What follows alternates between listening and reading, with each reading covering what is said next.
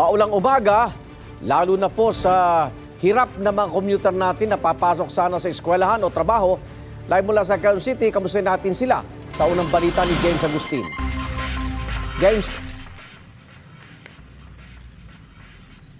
Igang, good morning. Tuwing umaga ng kalbaryo ng mga pasahero yung pahirap ang pagsakay dito sa area ng Philcoa, pero mas humihirap daw yan kapag maulan.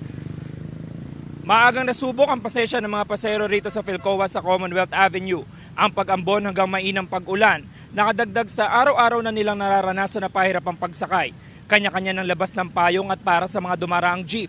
Punuan ng mga karamihan, kaya ang ilan ay sumasabit na lang.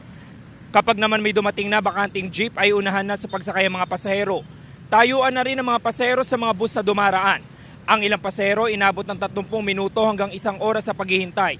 Malilate na raw sila sa kanilang pupuntahan gaya sa eskwelahan at trabaho. Pa-perya po kami dapat, jeep, Philcoa Ekot, kaso punuan po.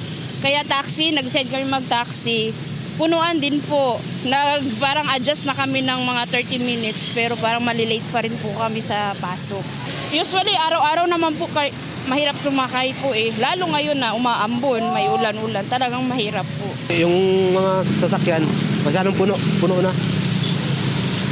Wala, mahirap. Paano ho discard gagawin nyo ngayon? Ano na lang sasabit.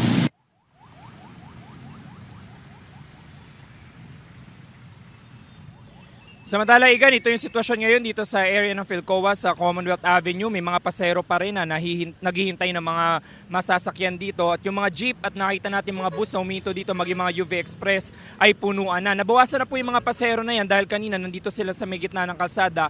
Kahit may mga tauhan ng MMDA na nagtataboy sa kanila patungo doon sa area kung saan yung tamang sakayan. Silipin naman po natin yung lagay ng trapiko dito sa kabaan ng Commonwealth Avenue. Ito po nakikita nyo, westbound lane po ito, mga sasakyan na patungo sa elliptical road. Marami-rami na po dahil rush hour na po ngayon, pasado alas 7 na ng umaga at sumisikip na po yung daloy ng trapiko dito sa lugar. Doon sa eastbound lane naman po, patungo doon sa area ng Fairview ay maluwag naman yung traffic situation ngayong umaga. Yan ang unang balita mula rito sa Quezon City. Ako po si James Agustin para sa GMA Integrated News. Igan, mauna ka sa mga balita, mag-subscribe na sa GMA Integrated News sa YouTube para sa iba't ibang ulat sa ating bansa.